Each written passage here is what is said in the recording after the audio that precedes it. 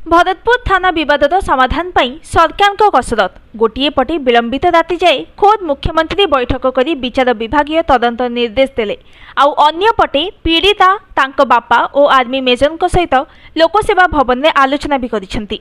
न्याय पर निर्भर प्रतिश्रुति देवा पर आश्वस्त होइछंती पीड़िता। सेहीपरि तदंत कमिशन अध्यक्ष जस्टिस चित्तरंजन दास कहिसेंती खूब शीघ्र तदंत प्रक्रिया आरंभ करी न्याय प्रदान कराजिबो।